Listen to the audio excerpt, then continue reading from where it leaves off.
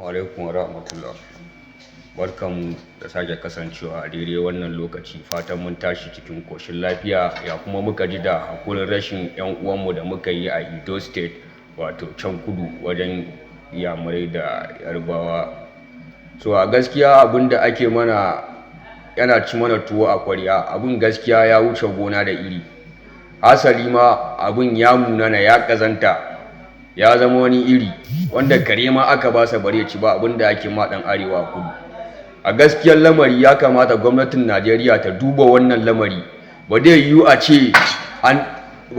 ce dan arewa ya tashi ya tafi kudu domin nema wa kansa abinci ba. Kudun nan fa cikin kasansa Najeriya ne ba, amma ya kama hanya ya tafi kudu domin neman abin masarufi, ya zo rufa wa kansa asiri.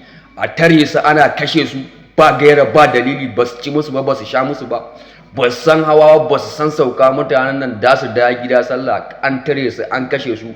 Gaskiya wannan abun bai yi ba. Abun nan akwai zalunci cikin wannan lamarin, ya kamata a duba a gani. Wayin fa da aka kashe fa mutane ne masu rai, masu jini a jika fa, irin mu ba, irin ku da kuka yi kisan nan, amma ku kama mutane ku kashe sabon rashin imani. Gaskiya wannan abun bai yi ba. Kaddara a ce mu ma fa 'yan arewa fa da mu rama irin abun da kuke mana ba, kun san da cewa wallahi ba za ku sha ba, kuma da mu iya rama, muka ce dami. Amma sakamakon me? Muna neman zaman lafiya, muna son kwanciyar hankali, kasan mu a samu zaman lafiya gaba ɗaya, amma kuma ku gaba ɗaya kun zo kuna ganin cewa ba haka bane, ko komai ta fanjam duk abin da zai faru ya faru. To na muku imani da Allah, ku san da cewa idan muka ce za mu tare za mu kashe, mu ma za mu tare kuma za mu kashe, kuma wallahi babu abin da zai faru in dai haka kuka ce za ku. Wannan shine gaskiya. Dan ba zai yi ku ɗauki ran Hausawa tamkar ran sauro ko kuma ran kuda ba, ku dinga kashe su anyhow ko yaushe duk yanda kuka ga dama. Gaskiya wannan zalunci ne, ya kamata kuma a gyara. Muna son gyara. In ba da a gyara ba, mu da mu iya ɗaukan mataki da kanmu. A gyara. Muna kuma kira ga ire-iren masu jin kai na talakawa 'yan a arewa, musamman irin su ɗan Bello, da su shiga cikin wannan magana, saboda har ga Allah wannan zalunci ne ake mana, ya ci mana tuwo a koriya. Wallahi tallahi ni jiya da na ga abun nan kasa bacci ne, turuwa har yanzu bacci ne a idona, amma wallahi sakamakon ganin wannan abun ya tayar min da hankali. Ban iya bacci ba, ban yi wani abun da zai amfani ni ba. Gaskiya kamata a gyara. Wannan shine gaskiya sakona ga gwamnati.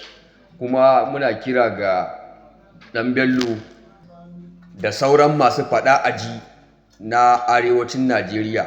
Idan na ce masu faɗa aji, wato masu son buma talakawa kadi, ba wai irin wayancan azzaluman ba, da su yi gaggawan mika korafi a kai, bi iznillahi da ɗauki mataki. Wannan shine. Wassalamu alaikum. Su kuma da suka mutu, ubangiji Allah ya ji kansu da rahama, Allah ya sa sun huta. Daga gwamnatin Najeriya, ku yi gaggawar hukunta da fitowa da yin bayani akan waɗanda suka yi ma waɗannan 'yan uwan nawa musulmi. Ba za mu yarda da wannan ba. Muna kira shi ma gwamnan jihar Kano, mutanensa ne a kashe, shi ma ya fito ya yi magana. Sarkin musulmi, a matsayinka na shugaba, ka fito ka yi magana akan jinin waɗannan bayan Allah. Don me za a zo a kashe su, a kona su akan ido, kuma ana bidiyo ana tura mana? Me dalili? Mu fa akwai 'yan uwansu a nan fa, waɗancan da suka yi mana wannan a Edo suna fa da 'yan uwa da ƙanni da yayi da mata a nan kusa da mu, suna fa da 'yan uwa a nan kusa da mu. Kuma fa Allah bai hana mu ba in an mana murama, Allah bai fa hana ba fa. Allah ya ce fa in aqabtum fa aqibu bi misli ma uqibtum bihi fa. Allah ya ce in an mana fa murama, bai fa yadda fa ana yi mana muna zira ido ba fa. Ba za mu ci gaba da gani ba. Idan wani ya gani yayi kuka, yayi bakin ciki, ya kare, yayi hakuri, saboda ayoyi da hadisi suna hankurtar da shi. Wani fa in ya gani ba zai iya hakuri ba fa. Wani in ya gani ba zai iya hakura ba fa. Idan kuna son amintar da 'yan uwanku da suke nan cikinmu, wallahi ku dau matakin da ya kamata.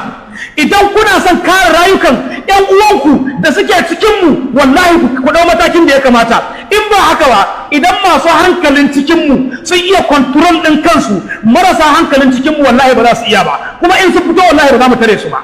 Wannan ita ce gaskiyar magana. Amma ba za mu ci gaba da ganin wannan wulakancin ba.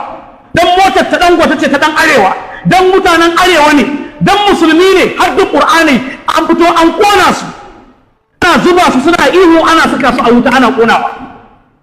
Mutum na motsi, wani ma na tahowa na ƙara taka shi wai ya mutu tukuna. An taru ana kallo saboda suna musulmi. In ta'addanci ne, mutum nawa muka kama cikin ku da ta'addanci ana nan masallacin da muke hannun kuma kun kashe mana mutane. Mun yi yaƙi, mun yi harbe-harbe, mun ɗau mataki.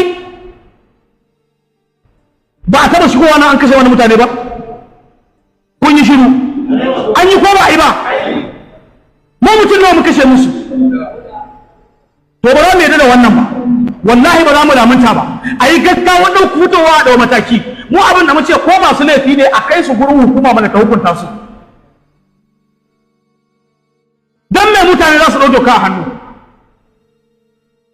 Muna roƙon Allah ya gafarta musu. Allah ya sa sun yi shahada. Allah ya yafe musu kurakuransu. Allah ya sa sun yi shahada. Allah ka amintar da sauran mutanenmu da ke can. Allah ka ƙara tsare mana rayukansu. Allah ka ƙara zaunar da mu lafiya, ka zaunar da ƙasar mu lafiya, ka karba mana ibadojin mu ya Allah. Allah ya gafarta mana.